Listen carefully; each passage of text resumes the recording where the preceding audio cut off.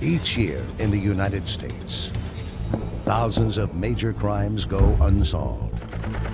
When the case has gone cold and police have nowhere to turn, they seek assistance from the public. This is a program dedicated to solving these cases. This is Crime Stoppers Case Files. Every year, crimes go unsolved here in Southern California. Loved ones are left waiting. I'm Joy Benedict. As a news reporter, I've covered countless crimes, countless homicides, and I know that sometimes the victims of these crimes are forgotten almost as quickly as the headlines fade.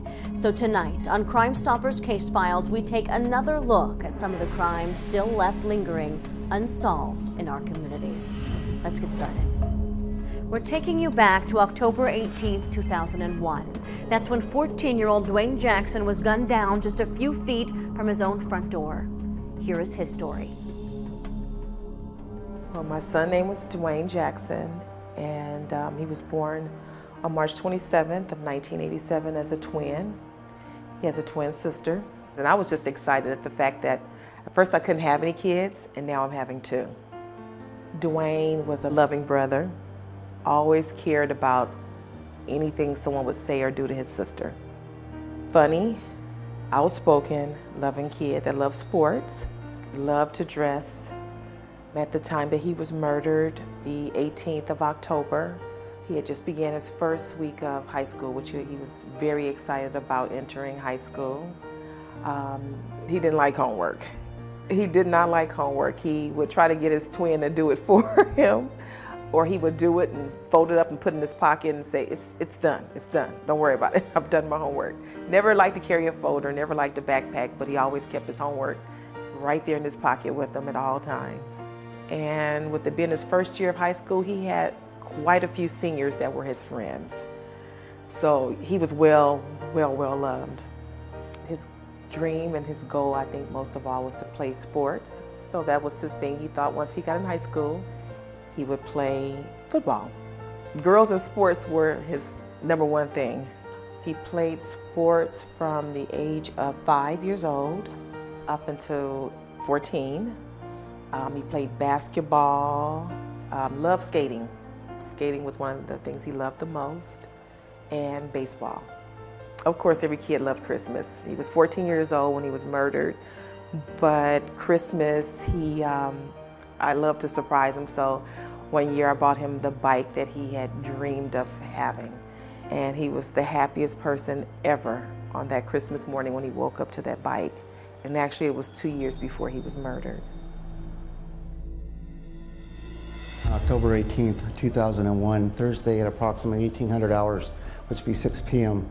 That evening, Dwayne and several of his friends and a cousin were standing out in front of his house on the northwest corner of Fern Rock and Tejada in the city of Carson. This area is basically known as the Leadership Track, which is a housing track.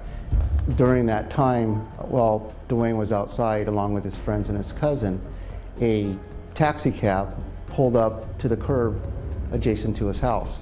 The right rear seat passenger said something to Dwayne and called out to him, and according to the witnesses, Dwayne couldn't hear what he said.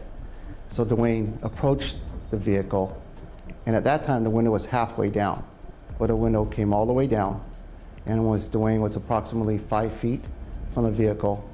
The right rear seat passenger put a shotgun out the window and fired in the direction of Dwayne, striking him. Dwayne was immediately hit, went down about 3 feet from where he was hit, and the taxi cab drove off in a westerly direction away from the crime scene. But the boys were standing on the front porch area of the house, and they immediately ran down to check on Dwayne. And Dwayne, unfortunately, was killed instantly from the shotgun blast. I was right around the corner at the gas station when a friend of mine pulled up and said, "You need to drop the pump, you need to get home." He was so adamant about me leaving my gas that I thought, this is something that must be very important. So I left the gas. I drove around the corner, and as my daughter and I drove around the corner, Dad had taped off. And as we got closer, you could see my son just laying out in the driveway from where he had been shot. And I wanted to be like this was all a bad dream, and I would just wake up and say, wow, that was a scary moment. I'm dreaming. But it didn't turn out that way. It didn't turn out that way at all.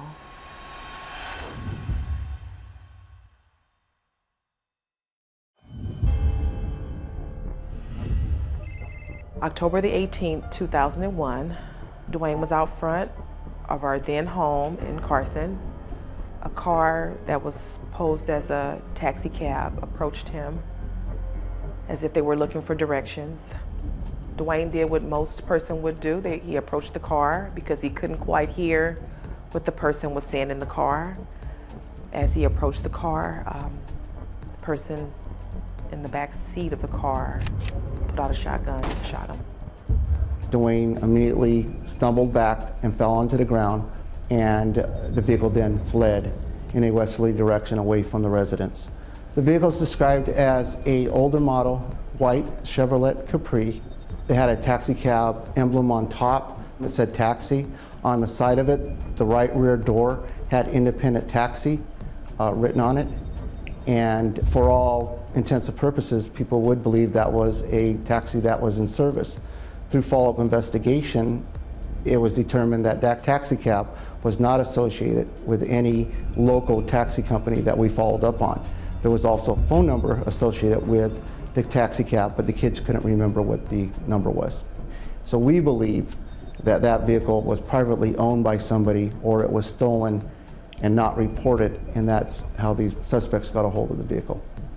The driver was described as a male African American, possibly in his 20s, a long jerry curl type hair, and the right rear passenger, the shooter, was described as a African American male who possibly also had a jerry curl, and he also possibly had a goatee. This is according to the witnesses on the scene. The only thing I can get out of others is that this same car just drove around in the neighborhood for days, and there was some type of gang initiation where they were looking for someone to shoot for a gang. The area where Dwayne lives is a gang area. It's infamous for the 190s, which is a street gang. It's a Crip gang. And during that time, even though Dwayne wasn't a documented gang member, he was associated by friends that were gang members. Could certainly have been mistaken identity, that these people that did this to Dwayne thought that he was a gang member and that they were doing some type of retaliation or some type of gang activity. Did you realize that this was a baby? This was a kid. He just began his life. He was excited about beginning high school. He was excited about driving, learning how to drive. I refuse to move on because I feel like that person can do it again and again and again. When do we stop and say enough is enough? I can't bring my child back, of course, but helping to get him off the street could help other families. There's no hope for me. I mean, all I can do is get answers for what happened to my son, but that won't bring my son back. But helping to get him off the street will stop him from hurting others. And that's my goal, and that's what I'm determined to do. We're requesting the public's assistance due to the fact this is a 10-year-old case. Dwayne was 14 years old. His family, the community, everybody would like to have this case solved. We believe there are witnesses out there. We believe people know what happened. There is no such thing as a snitch. To me, you're considered a hero when you walk forward and say, this is what happened, I saw this car, that what took place. You're being a hero because you're taking that person off the street from hurting someone else's family or hurting some other child. Who's to say he stopped there and just killed my son and that's it? He could be out there still killing others. How do we know? Who would target a 14-year-old, ruthlessly luring him within shotgun range, then pulling the trigger? A security guard working a night shift is brutally attacked and murdered on the job. We'll have his story after the break.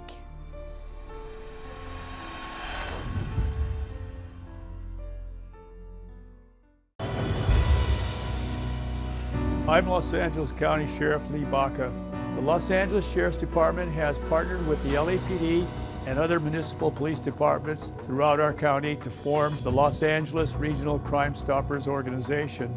Crime Stoppers is an important law enforcement tool, a proactive approach to removing dangerous criminals from our streets. Each week on this television program, we will share the facts about unsolved cases, and you will have the opportunity to submit information that may help investigators without ever having to give your name. I encourage you to provide us any information you may have. I thank you for joining us and doing your part to make our community safer. It's May 4th, 2006. Frutoso Anguiano is working his second job of the day when he was brutally murdered by 4 men attempting to rob the store. Here is his story. My dad was a very loving person. He was born in Mexico. He had lived in this country for over 30 years. My mom and dad met here, the U.S. They got married when he was about 24 years old. He's the father of three girls and 2 boys. I'm in the middle of his second marriage. He would always try to do the right thing, try to teach us to always, make the correct decisions in life. Very friendly, especially it was the holidays. He would actually make our turkey for us, for the family. He was a hardworking man, very responsible, caring. He wanted me to pursue a career and be somebody in life.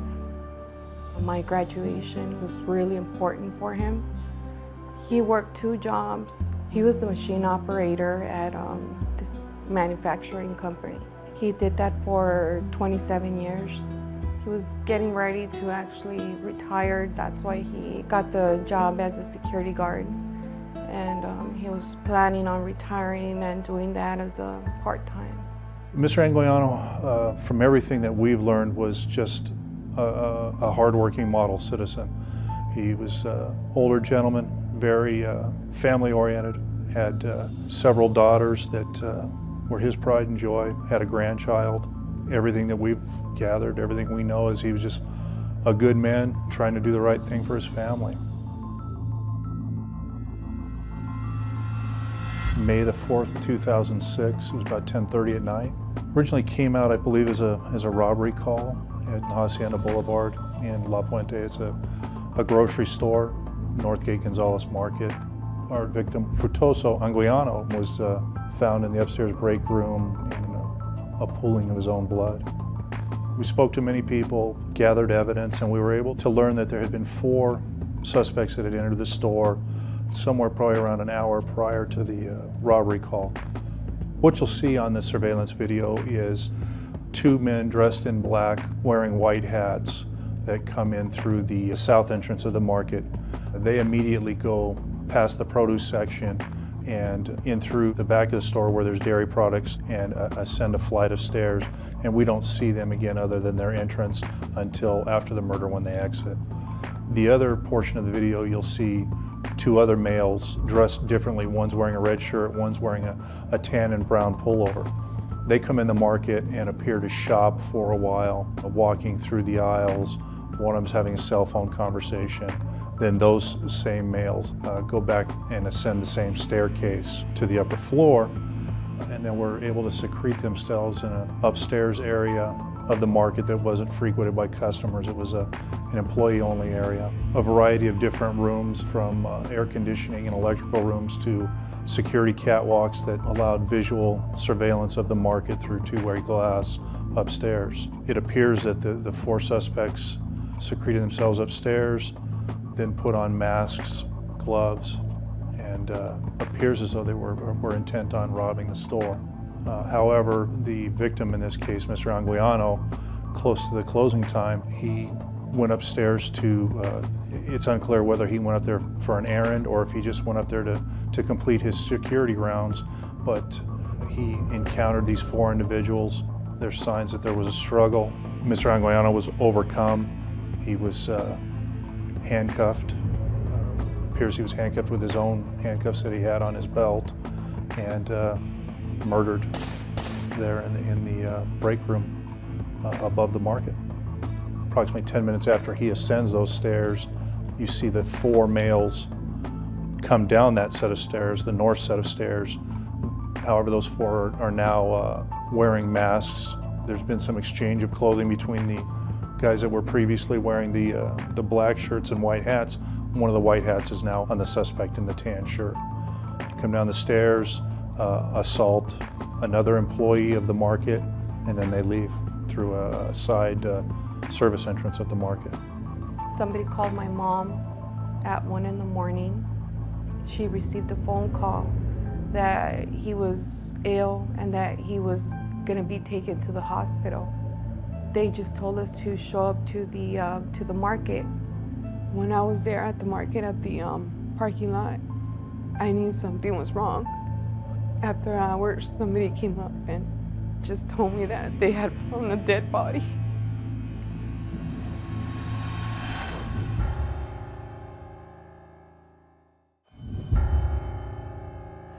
On May 4th, 2006, about 10:30 at night, victim Frutoso Anguiano was murdered at the Northgate Gonzalez Market in the city of La Puente. LA County Sheriff's investigators hope security video will lead them to the men who murdered a security guard in La Puente. The robbers came into the Northgate Market around 10:30 Thursday night. They hid upstairs, and when 59-year-old Frutoso Anguiano went to get something in the office, he was killed. He was working 2 jobs, sleeping like not even 3 hours, and these people are just trying to get money easily when he was working hard for it.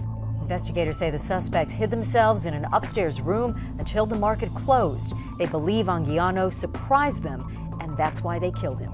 So he was just a good man trying to do the right thing for his family, and encountered these 4 males who, for reasons that I can't understand even today, they had no reason to kill him. They clearly outnumbered him and they had the advantage of surprise. They didn't need to murder him. It's senseless. And it's been over 5 years, but it feels that it was just yesterday. A part of me died. And especially when I see my younger sister, she was 8 years old when this happened. And now she's starting to ask questions about what happened that day, why did it happen, where did it happen, how do you tell, this 13-year-old girl how her dad was murdered. This is an absolute senseless crime. 60-year-old man trying to provide for his family, working hard. It's absolutely senseless that they had to attack and kill this man. He's just there doing his job, trying to provide for his family, and you have 4 people that enter this market looking to rob it. I mean, we're looking for the public's help. This is the type of thing that has more to do with doing the right thing than anything else. He's as innocent a victim as there is. The pictures that we have indicate that there's 4 Hispanic males, all in their 20s to 30s. I can gather from the photographs, varying shapes and sizes, from short, medium build to a little taller and huskier builds. This is a torture for the whole family, knowing that they're out there. Nobody's turning them in. Frutoso Anguiano was just trying to make extra money to support his family. Police are looking for these 4 Hispanic males seen in this surveillance video. Do you recognize them? Thank you so much for joining us for this week's episode of Crime Stoppers Case Files. Remember, we are here every week with more crimes and more families needing answers. These are your neighbors. This is your community, and you can make a difference.